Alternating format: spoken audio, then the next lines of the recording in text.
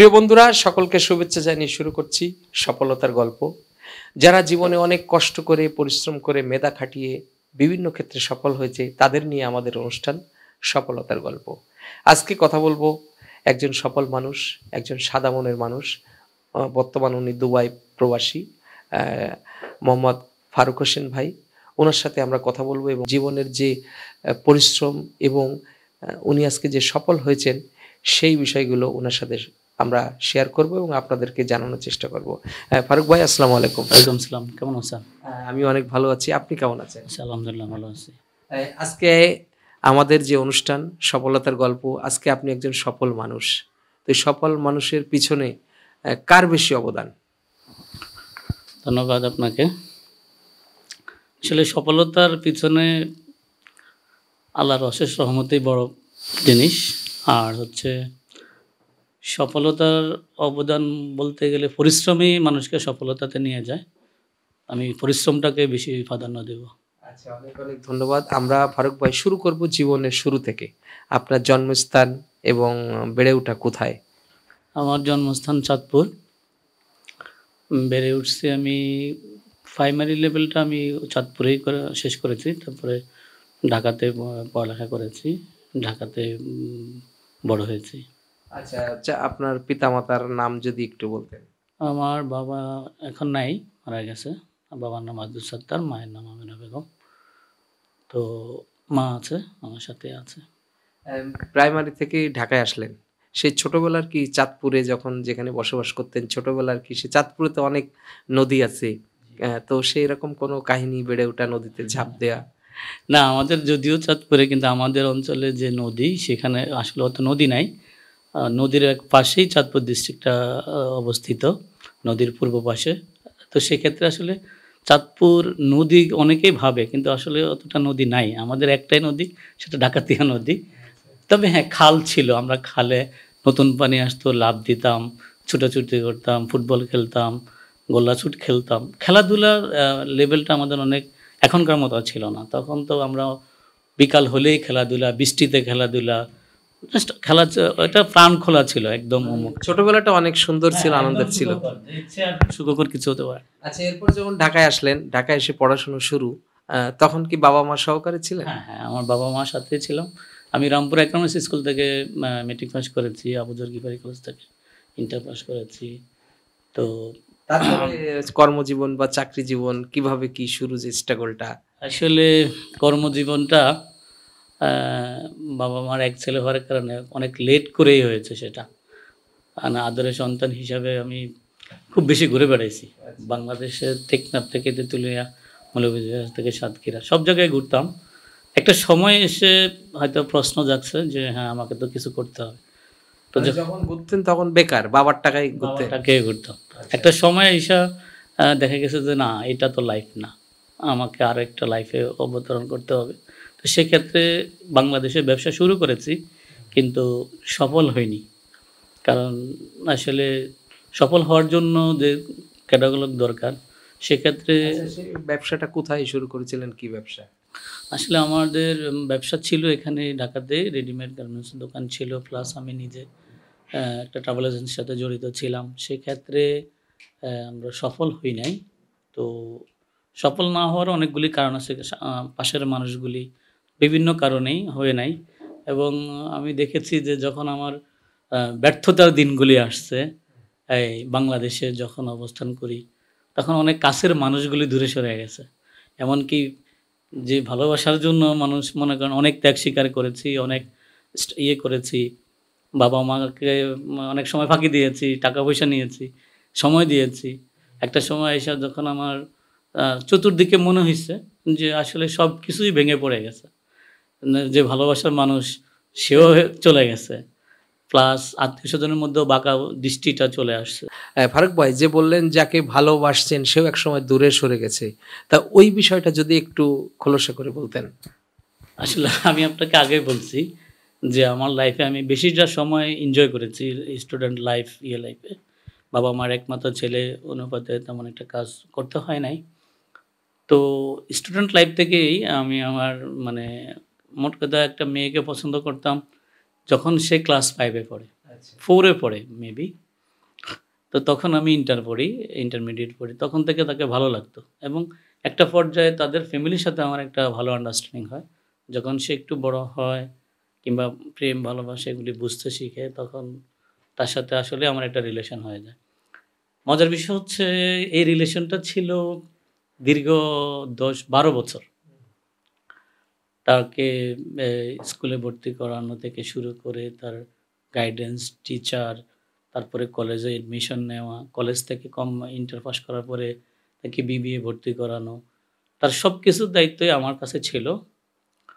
তো যখন ইভেন কি একটা সময় এসে আমরা এই ভালোবাসার একটা আ প্রণয় যেটা সেটা হচ্ছে বিয়ে। সেটাও কমপ্লিট করি। কিন্তু দেখা গেছে যে তারপরে বিয়ের পর তাকে নিয়ে আমি আম ইন্ডিয়াতে, নেপালে বিভিন্ন জায়গায় ট্যুরও করেছি। তো এরপরে আমার জীবনে একটা পতন চলে আসে। বিজনেস খারাপ হয়ে যায় কিংবা যাদেরকে দিয়ে বিজনেস পরিচালনা করতাম তারা টাকা পয়সাগুলো হ্যাঁ, মার যায়। তো যখন দেখেছি যে টাকা-পয়সা মার যাওয়ার পরে আস্তে তাদেরও রূপ চেঞ্জ হয়ে যায়। এখন আমি তাকে যে দৃষ্টিভঙ্গিতে দেখি, তার ফ্যামিলিকে দেখেছি। বাট তাদের এখন আর ওই রূপটা নাই। তো পরে আমাকে বলল যে, "একটা কাজ করি, যেহেতু তোমারও সমস্যা, তো আমরা চলো লন্ডন চলে যাই।" তখন কিন্তু আপনার স্টুডেন্ট ভিসা লন্ডনে প্রচুর নিচ্ছিল। তো পরে আমি বললাম, "আমার কাছে তো টাকা নাই।" তো তার বাবা বলল যে, "টাকা কোনো সমস্যা নাই, টাকা আমি দেব।" তো সেই ক্ষেত্রে আমি বললাম যে, "আগে তার মেয়ে যাবে, মানে আমার ওয়াইফ যাবে, সে আমাকে স্পন্স করবে।"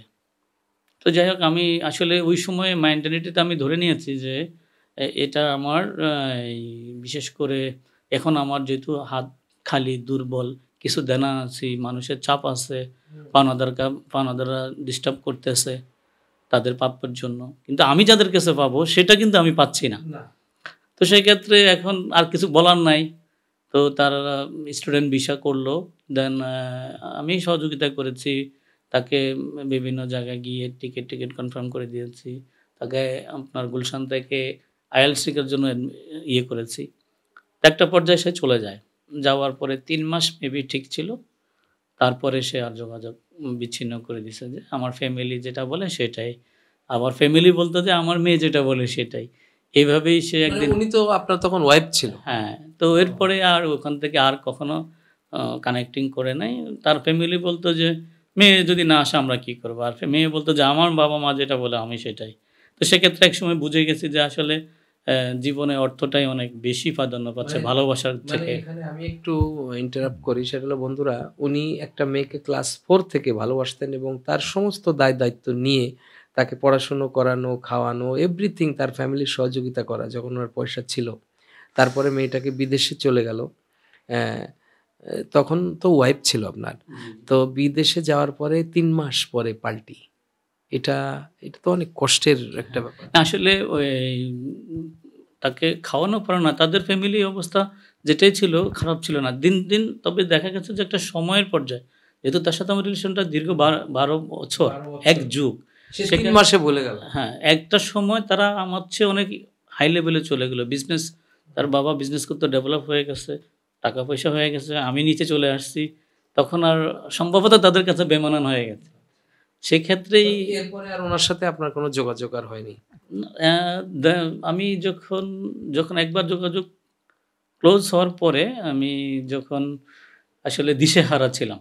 বিষাক্ত সাপ যেভাবে মনে করেন সাপের বিষটা যেভাবে মানুষের শরীরে লাগে, আস্তে আমার শরীরে তার ওই বিষটা ফিল করা শুরু করেছি।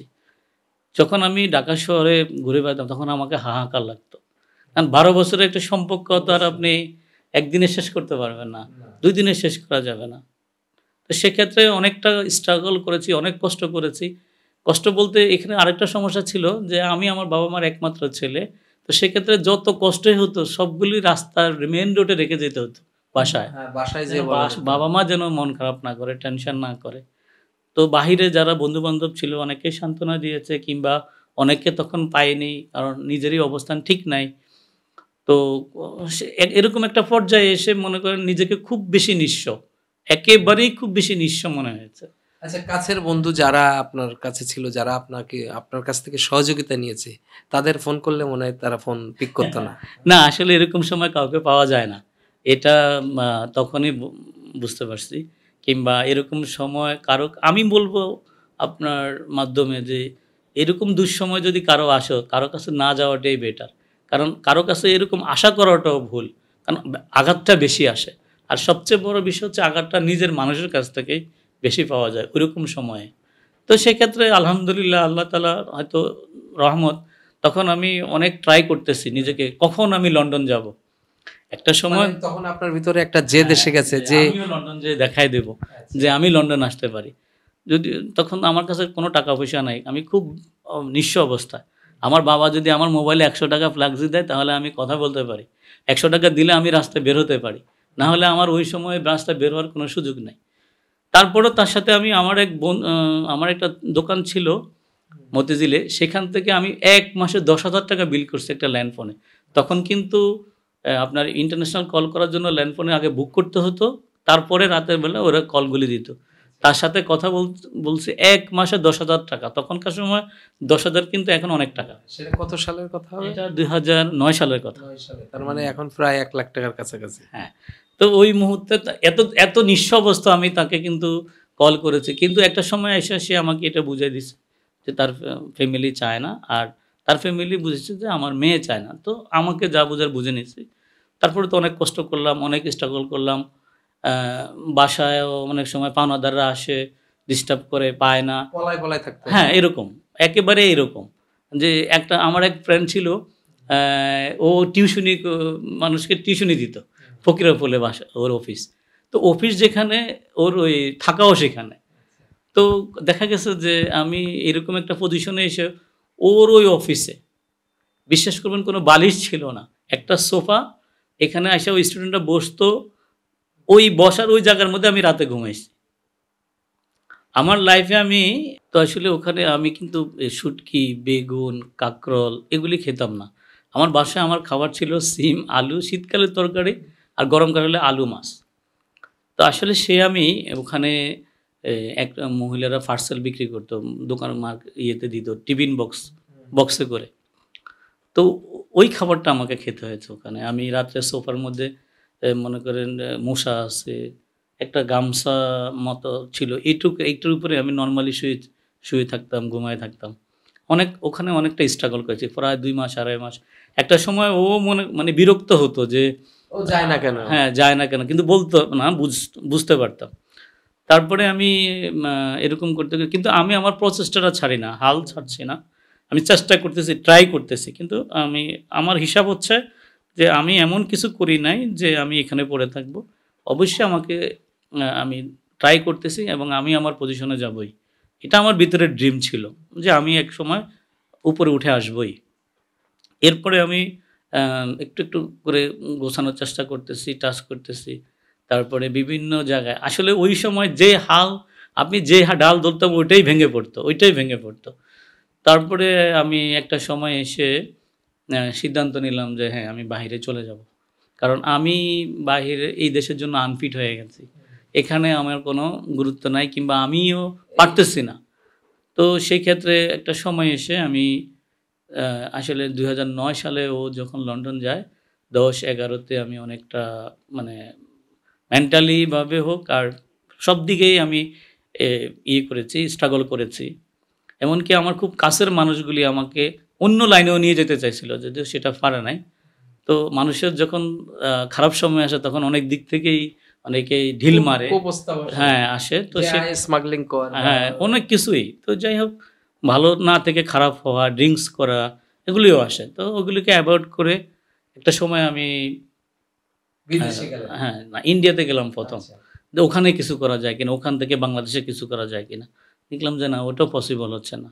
মোর দেন বহুত কষ্ট করে পরে আমি আসলে দুবাইতে পাড়ি দেই। তো দুবাইতে যখন যাই তখন আমি আসলে ওখানে আমার আল্লাহ ছাড়া কেউ নাই। মানে আমার আত্মীয়-স্বজন বলতে কেউই নাই।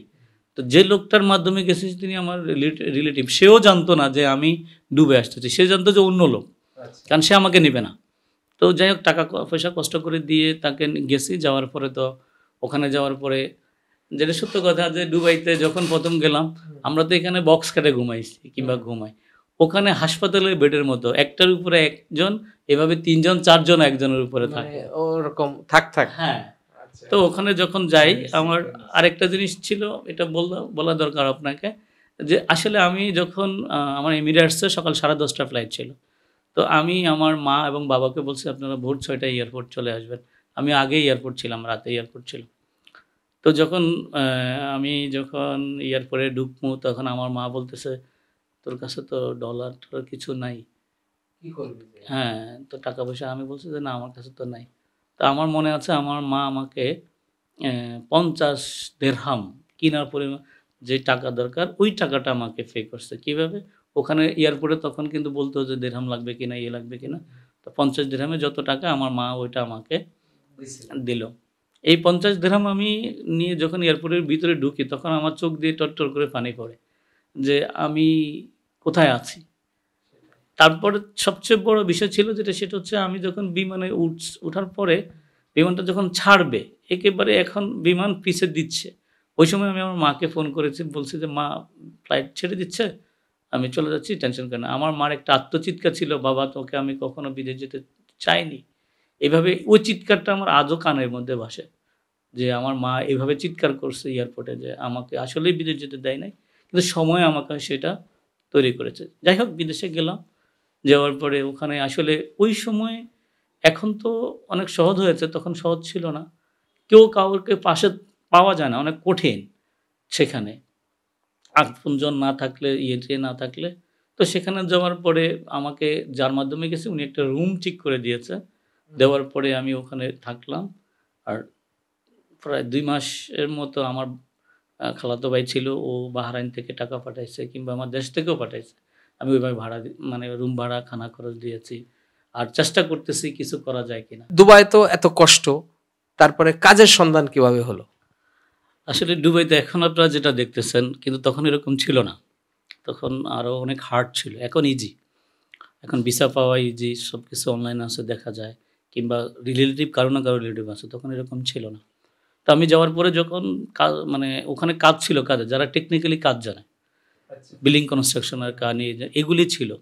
আর তেমন এই কাজ বলতে এগুলি, আদার্স কোনো কাজ নেই। হোটেল, রেস্টুরেন্ট আর হচ্ছে টেকনিক্যাল কনস্ট্রাকশন ডিপার্টমেন্টে। তো যেহেতু এগুলি আমি কিছু জানি না, এখন আমার যে রুম, আমি যেখানে থাকি ১২ জন এক রুমে থাকি। একটা ওয়াশরুম ইউজ করতে হয়। মানে একটা রুমে ১২ জন? একটা রুমে ১২ জন, একটা ওয়াশরুম ইউজ করতে হয়। দেন রাত ১০টা বাজলে লাইট অফ হয়ে যাবে। সকাল ১০টার আগে লাইটটা অন করা যাবে না।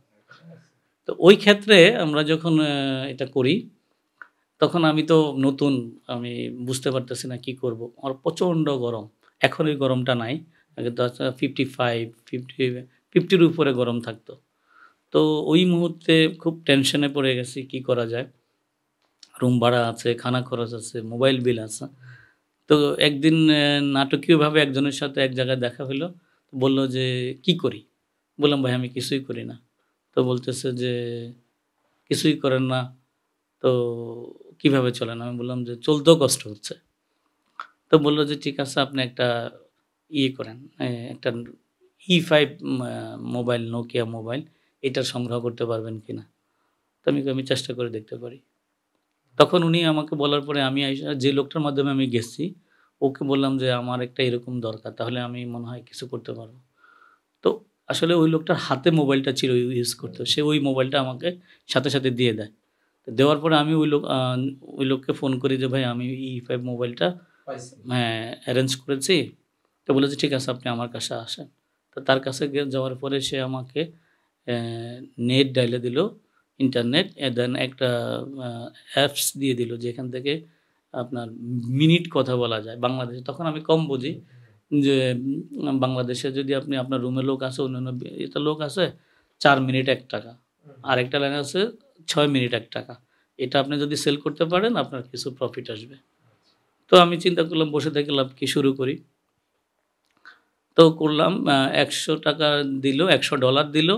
আমি ১ম বার সেল করতে গিয়ে চালানে খেয়ে ফেলছি। মানে $১০০ মাইর।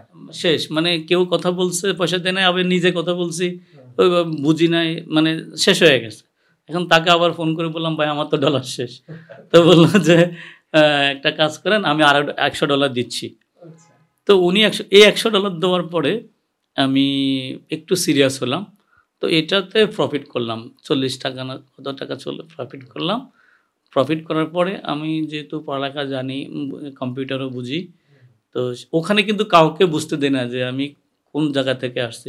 তারা হয়তো মনে করছে যে আমিও লেবার একজন কিংবা আমি পড়ালেখা জানি, কিংবা আমার একটা পরিবেশ ছিল, অতীতটা ছিল, সেটা বুঝতে দেই নাই। তাদের সাথে আমি মিশেই চলছি। ইভেন কি আমাকে ওই রুমে মেসে পর্যন্ত খাবার এনে নেয়, যেহেতু আমি ফ্রি ভিসার লোক, আমার যত কাজ নাই, যদি আমি টাকা না দিতে পারি এই জন্য আমাকে ওই খাবারের সাথে মেসেও নিত না, আমাকে বাইরে খেতে হতো। এমনও দিন গেছে যে আমার একটা যে লোকটা নিছে, সে ট্যাক্সি চালাইতো, সে ভোরবেলা আসবে আমাকে নিয়ে নাস্তা খাবে, ওইরকম সময়টাও গেছে, অপেক্ষা করছি তার জন্য। তাহলে সেই লোকটার কাছে তো মানে আপনি কৃতজ্ঞ। সেই লোকটার নামটা একটু বলেন। ওনার নাম হচ্ছে ফরিদ, উনি আমার সম্পর্কে মামা হয়, আমার এলাকারই মানুষ, এখন বাংলাদেশে আছে। তো সে মানে ফরিদ মামাকে দিয়ে একটা সিঁড়ি পেলেন, তারপরে কি হলো আমরা একটু এগিয়ে যাব। হ্যাঁ, তো ওইভাবে যখন একটু বিজনেসটা শুরু করলাম, এখন এই ডলারটা আমি দেখেছি আমি যে রেটে কিনি তার চেয়ে ভালো রেটে পাওয়া যায়, ওটা খুঁজে পেলাম। ওটা খুঁজে পাওয়ার পরে আস্তে আস্তে এখন দেখলাম যে একটা ব্যালেন্স বিক্রি করা একটা সিস্টেম আছে ওখানে, ইনকাম করা যেত। মানে 190 টাকা দিয়ে যদি 200 টাকার একটা কার্ড ঢুকাইতো, তাহলে 217 টাকা পাওয়া যেত। তার মানে 27 টাকা ব্যালেন্স বিক্রি করলে, 200 টাকা ব্যালেন্স বিক্রি করলে 27 টাকা প্রফিট। তো আমি আর আমার সাথে আরেকটা ছেলে ছিল, তো ও আর আমি চিন্তা করলাম, রমজান মাস, আমরা তখন কিন্তু ইফতারি ঘরে হয় না দুবাইতে, তখন মসজিদে মসজিদে খেতে হতো। তা আমি যে এলাকায় থাকতাম, আমি ওখানে লজ্জায় বসতে পারতাম না। তো আরবি এলাকা, আরবি এলাকায় যেয়ে বসতাম। এখন একদিন চিন্তা করলাম, প্রচণ্ড গরম, শরীরে ঘাম ঝরে, হাঁটা কষ্ট। তো বললো যে চলেন আমরা ব্যালেন্স বিক্রি করি। ঠিক আছে চলো, দুজনে মিলে একজনের কাছ থেকে, মানে আমার যে রুমে থাকতাম ওই রুমের যে মালিক ছিল ওনার কাছ থেকে, উনি আবার আমাদের চাঁদপুরে বাড়ি ছিল, ওনার কাছ থেকে 200 টাকা লোন করে এই মোবাইলে ঢুকাইলাম। তো ওরে দিলাম 100 টাকা, আমি নিলাম 100 টাকা, যে এই দুজনে মিলে একটা সুপার মার্কেট আছে ওখানে, তালাল সুপার মার্কেট সবাই চিনে, ওখানে গেলাম। তো যা ইফতারের পরে খুব স্পিরিট নিয়ে গেলাম যে আমরা দুজনে ব্যালেন্স বিক্রি করব। তো যখন ওখানে ওই মার্কেটের সামনে যাই, সেখানে শত শত লোক ছিল তখন। মানুষ এসে বলছে ভাই ব্যালেন্স লাগবে, আমাদেরকে বলতেছে যে ব্যালেন্স লাগবে। হ্যাঁ, আপনারা বিক্রি করতে গেছেন অথচ আপনাদের কাস্টমার ভাবছে। আমরা দীর্ঘ আধা ঘন্টা আমি দাঁড়ায় ছিলাম, আমি পকেট থেকে মোবাইলটা বের করতে পারি নাই, আমার ওই ক্যাপাসিটি আসে নাই যে আমি ব্যালেন্স বিক্রি করবো রাস্তায় দাঁড়িয়ে, এই জিনিসটা আমি পারি নাই। এখানে আধা ঘন্টা দাঁড়ায় থেকে ওকে বলছে যে চলো, কি হয়েছে ভাই বিক্রি করবেন না? আমি না, চলে আসো। ওই সময় আমি বুঝছি যে আমাকে দিয়ে এগুলো হবে না। অতএব আমি ওখান থেকে মোটিভেটটাকে চেঞ্জ করে, এখান থেকেও ফেলোয়ার আপনি। হ্যাঁ, এখানেও ফেলোয়ার মতলব আমি এটা পারবো না। পরে আমি কি করলাম যে আমার দ্বারা যখন এটা হবেই না, কি হবে, আসলে ডলার বিক্রি করাটা আমার জন্য এটা একটা বেটার, কারণ এটা যদি হোলসেল করতে পারি তাহলে বেটার। পরবর্তীতে এটার কিছু সিস্টেম আছে, ধাপ আছে, আমি ওইটা বের করে নিলাম। কম্পিউটারে বসে বিভিন্ন এটার হোলসেলটা কোন ধাপে কী করা যায় এটা বিস্তারিত, এটা করার পরে আমি কিছু পয়সার জমালাম। হ্যাঁ, এর মাঝখানে অনেক স্ট্রাগল গেছে, অনেক খাবার দুজনে একসাথে কিনে খেয়েছি, একবেলা খেয়েছি, ফ্রিজে রাখা, গরমও করতে পারি নাই, ঠান্ডা ফ্রিজের খাবারও খেয়েছি। তো যাই হোক, এইভাবে করতে করতে একটা সময় এসে আমার কিছু ক্যাশ ক্যাপিটাল হয়। ক্যাশ হওয়ার পরে তখন আমার ওখানে যে ভিসায় গেছিলাম ওই ভিসার মেয়াদও শেষ হয়ে যায়। সেখানে আবার নতুন করে ভিসা করতে গিয়ে আমি বিজনেস ভিসা একটা লাইসেন্স করলাম, লাইসেন্স করে ভিসা করলাম। দেন আমি আস্তে আস্তে বিজনেস শুরু করলাম। তো বিজনেস করতে গিয়ে একটা পর্যায়ে এসে আমি তখন বাংলাদেশের ট্রাভেল এজেন্সি খুবই কম, তখন খুবই কম। এই খুব কমের ভিতরে এসে আমরা দেখলাম যে আমি যে এলাকায় থাকি ওই এলাকায় একটা ট্রাভেল এজেন্সি করলে ভালো হয়। তারপরে আমি ট্রাভেল এজেন্সি করি। ইনশাআল্লাহ ট্রাভেল এজেন্সিতে করার পরে আমি ওখানে ড্রাইভিং লাইসেন্সের জন্য অ্যাপ্লাই করি, সেটাও পেয়ে যাই। তারপরে একটা গাড়ি কিনি এবং ডে বাই ডে আমার ট্রাভেল এজেন্সির বিজনেসটা অনেক আলহামদুলিল্লাহ ভালো চলে। এবং আমরা ওখান থেকে ভিজিট ভিসা, বাংলাদেশের যারা ভিজিট ভিসা, তারপরে এয়ারলাইন্সের টিকিট এগুলি বিক্রি করি। তো এইভাবে আমি আসলে আগাতে থাকি। তারপরে একটা সময় এসে আরেকটা সুযোগ পাই যে ওখানে বাঙালি এরিয়া যেহেতু অনেক বড়, আমি একটা প্লেসে একটা শপ পাই। সেটা হচ্ছে আমি একটা জেনারেল ট্রেডিং, এটা একটা মিনি সুপার মার্কেটের মতো ওটা করি। আচ্ছা। তো এটা করে আস্তে, আস্তে নিজেকে আরো কিছু বিজনেসের সাথে জড়াই। তো আমি এখনো বলি না আমি সফল। যেহেতু এটা বিদেশের বাড়ি, এখানে মানুষ আসলে সকালে একরকম বিকালে আরেক রকম হয়। তবে হ্যাঁ, আলহামদুলিল্লাহ অনেকের অবহেলা, অনেকের অবজ্ঞা, অনেকের হেয় মানসিকতা থেকে আমাকে মনে হয় আমি বের করে নিয়ে আসতে পেরেছি। এবং আপনি এখন অনেক ভালো আছেন সেই হ্যাঁ, হতাশা। আলহামদুলিল্লাহ আমি এখন দুবাইতে আলহামদুলিল্লাহ অনেক, অনেক ভালো আছি এবং দুবাই সিটিতে আমি বিজনেস করি। দুবাইটা সংযুক্ত আরবের মধ্যে দুবাইটা হচ্ছে সবচেয়ে বেশি এক্সক্লুসিভ। জি। সেখানে এখন আমার জেনারেল যেটা মিনি সুপারমার্কেট, সেখানে আমার ৪ জন, পরোক্ষভাবে ৫ জন স্টাফ আছে ওখানে। ট্রাভেল এজেন্সিতে ২ জন আছে। টোটাল ৭ জন স্টাফ আছে আমার। আর আছি আলহামদুলিল্লাহ ওখানে ভালো আচ্ছা, আছি। এই যে আপনি ভালো আছেন এত কষ্টের পরে, অনেক অবহেলা অবজ্ঞার পরেও, তো এখন দেশের মানুষের জন্য আপনি কি করতে চান বা কি করা উচিত একজন মানুষ হিসেবে? আসলে ভাই আমি আপনাকে আরেকটা কথা বলি। এখানে হচ্ছে যে আমি আ জীবনের শুরুতেই, প্রবার জীবনের শুরুতে সৌদি আরব যেতে চেয়েছিলাম। তো আমার কাছের কিছু মানুষকে বলছিলাম আমাকে ভিসা দেন। আমি টাকা দেব। কিন্তু তারা দেয়নি। আজকে আমার সৌদি আরবে আমি ৩ বার উমরা করেছি। Multiple visa. আমার যখন খুশি মন চায় যেতে পারি, আসতে পারি। এখন বিষয়টা হচ্ছে গভর্নমেন্ট এটা বাংলাদেশের মানুষের জন্যই করে। আমাদের ওখানে অ্যা লেখাই আছে এটা Bangladeshi travel agency, Bangladeshi super shop. তো সেক্ষেত্রে বাংলাদেশি মানুষ এখন যাচ্ছে, অনেক যাচ্ছে, অনেক পড়তেছে। আমাদের মতো ওই সময়ের মতো স্ট্রাগল করার মতো ইয়ে নাই। তবে একটা মেসেজ যেটা সেটা হচ্ছে আপনাকে যদি আপনি ধৈর্য ধরতে পারেন, সাহস রাখতে পারেন, নিজের ভিতরে বিশ্বাসটাকে অটুট রাখতে পারেন। বাধা আসবেই। ঝড় আসবে, তুফান আসবে এবং এই বাধা অতিক্রম করেই আপনাকে আগাতে হবে। আজ হয় নাই কাল হবে, কাল না হলে পরশু হবে। সাকসেস আপনি হবেনই। আর ওই সাকসেস মানে এই না একটা জায়গায় গিয়ে থেমে যাওয়া। এই সাকসেস এবং এই সফলতার মেঘ এবং সূর্যের মধ্যে যে লুকোচুরি, এটা থাকবেই। এটা থাকবে। এর মাঝখানে আমি আমাকে স্যাটিসফাই করব যে আমি কোথায় আসছি। আমি কি আমার পজিশনটাকে যদি দেখি যে আগের চেয়ে ভালো, তাহলে আমিও মনে করব যে আমি সাকসেস। ঐরকমভাবে এখনো চলমান আছে। দোয়া করবেন আপনারা যেন ওদের ভবিষ্যতে আমরা আরো কিছু করতে পারি। দেশে রেমিটেন্স আসতেছে। আমরা আ বৈধভাবে রেমিটেন্স পাঠাচ্ছি। দেশের আরো ৫ জন, আমার দোকানে যত স্টাফ আছে সব বাংলাদেশী।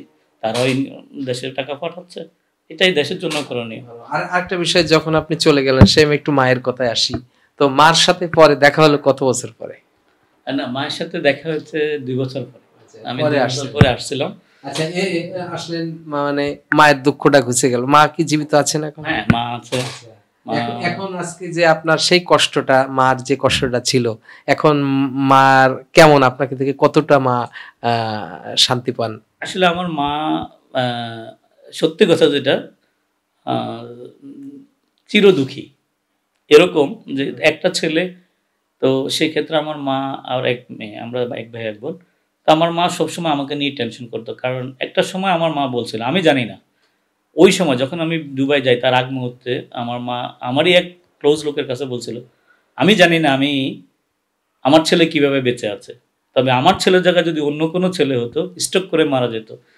তার জীবনের যার জীবনের একটা পর্যায় থেকে সেখান থেকে তার দীর্ঘদিনের ভালোবাসার সম্পর্ক সে মানুষটা হারায় গেল। ব্যবসা-বাণিজ্য হারায় গেল, অর্থনীতিক হারায় গেল, টাকা-পয়সা ঋণ হয়ে গেল, মানুষের কাছে এ হেয় হয়ে গেল, সমাজের কাছে অবজ্ঞ হয়ে গেল। সেক্ষেত্রে এত কিছু নিয়ে একটা মানুষ বাঁচতে পারে না। তো আমি আসলে একটু শক্ত মনেরই ছিলাম। এখন আমার আমার মা সবসময় নামাজ পড়ে আমার জন্য দোয়া করে।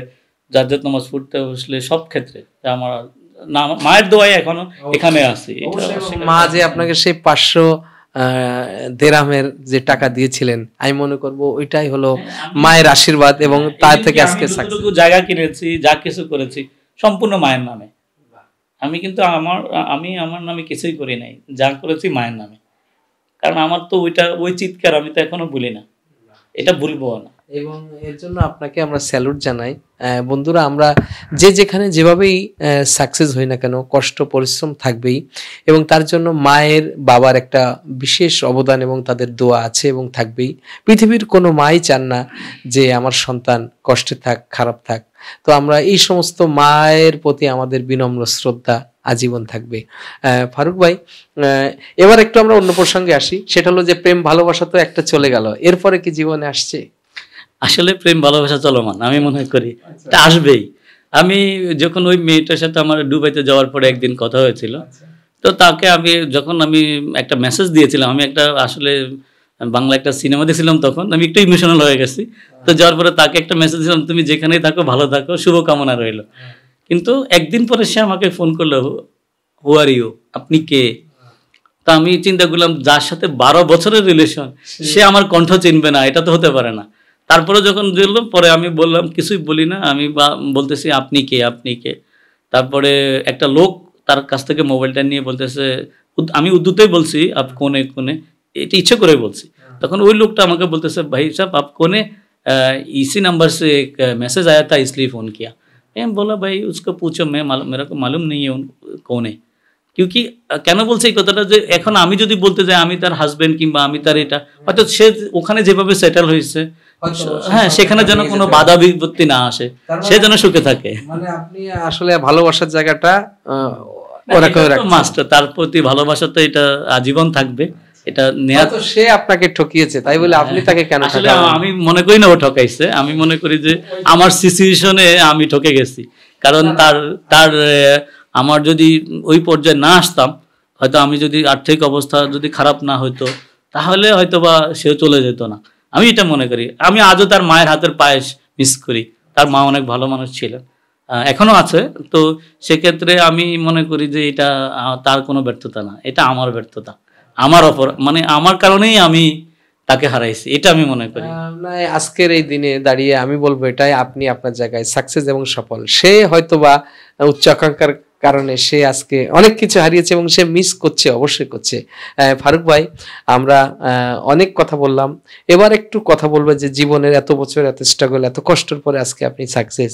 তো এখন যারা এই তরুণ বয়সে বা যারা তরুণ আছে, যারা ভেঙে পড়ে, যারা সাকসেস হতে পারে না বা বারবার ফেলোয়ার হচ্ছে, তাদের উদ্দেশ্যে আপনার কি বলার আছে? ভাইজান, আসলে এটা বলার না, কারণ এখনকার সিচুয়েশনটা ভিন্ন চেঞ্জ, কারণ ইন্টারনেট, মোবাইল অ্যাপসটা বেশি ক্ষতি করে ফেলে। আমরা তো যত কষ্ট হয়েছে, স্ট্রাগল করেছি, ট্রাই করেছি, বিশেষ করে ট্রাই করেছি, এটা না হলে ওটা দিয়ে, ওটা না হলে ওটা দিয়ে, কিছু না কিছু করেছি। কিন্তু এখনকার ছেলে মেয়েকে আসলে উপদেশ দেওয়ার মতো কিন্তু তারা অত্যন্ত ট্যালেন্ট। তারপর আপনার জীবন, হ্যাঁ, এটা একটা দিন ওইটাই বললাম, সেটা হচ্ছে যদি কেউ সঠিক পথে লেগে থাকে, আপনি যেটা করবেন সেটা আপনার মাইন্ডে সেট আপ আছে, আমি এটা করব, ওই সেট আপটাকে যদি আপনি ধরে রাখেন, আজ না হলে কাল হবে, কাল না হলে পরশু হবে, বাট আপনাকে ওই কাজে লেগে থাকতে হবে। একটা মাইন্ড সেট আপ করে আপনাকে লেগে থাকতে হবে, সাকসেস অবশ্যই আসবে। এটা আজ না হলে কাল, কাল না হলে পরশু, today of tomorrow, just wait and see. খুবই ভালো লাগলো। এবং ফারুক ভাই তার জীবনের সফলতার গল্প একটা কথাই বললেন, যারা তরুণ প্রজন্ম আছেন, যারা সাকসেস হতে পারছেন না, তাদের উদ্দেশ্যে উনি বললেন যে পরিশ্রম, মেধা এবং একাগ্রতা এবং সেই কাজের সাথে লেগে থাকতেই হবে, তাহলে সাকসেস অবশ্যই আসবে। ফারুক ভাই, অনেক ভালো থাকবেন। আমাদের এনএন টিভির পক্ষ থেকে আপনাকে অনেক ধন্যবাদ, এবং আমাদের এই সফলতার গল্পে আপনি যে শরিক হলেন, এর জন্য আরও অনেক ধন্যবাদ। আপনি আরও অনেক ভালো থাকেন। আর দেশের মানুষের জন্য আপনি যেটা বললেন যে আপনার যে রেকর্ডিং যে বিষয় আছে, সেখান থেকে আমাদের দেশের তরুণ প্রজন্মদেরকে আরও বেশি সুযোগ দিবেন, তারা যেন আরও স্বাবলম্বী হতে পারে এবং দেশ এবং দেশের উন্নয়ন করতে পারে। আপনাকেও ধন্যবাদ, এনএনটিভিকেও ধন্যবাদ আসলে আমাকে ডাকার জন্য কিংবা আমার এই সাক্ষাৎকার নেওয়ার জন্য। আমিও আসলে চেষ্টা করব নেক্সট টাইম ইনশাআল্লাহ আমাদের দেশের জন্যই, আমরা যা কিছু করবো সব দেশের জন্যই করব। সবাই ভালো থাকবেন, আমার জন্য দোয়া করবেন যেন সামনে দিনগুলি আমরা আরও ভালো সাকসেস হতে পারি, এগিয়ে যেতে পারি। ধন্যবাদ আপনাকে। আপনাকেও ধন্যবাদ। বন্ধুরা, এই ছিল আমাদের জীবনের সফলতার গল্প। আমরা দুবাই প্রবাসী আমাদের ফারুক ভাইয়ের কাছে অনেক কিছু জানলাম এবং বুঝলাম একটাই, সেটা হলো পরিশ্রম, পরিশ্রম এবং পরিশ্রম। এই 3টা জিনিস যত করবেন তত বেশি সফলতার মুখ দেখবেন। সবাইকে অনেক অনেক ধন্যবাদ।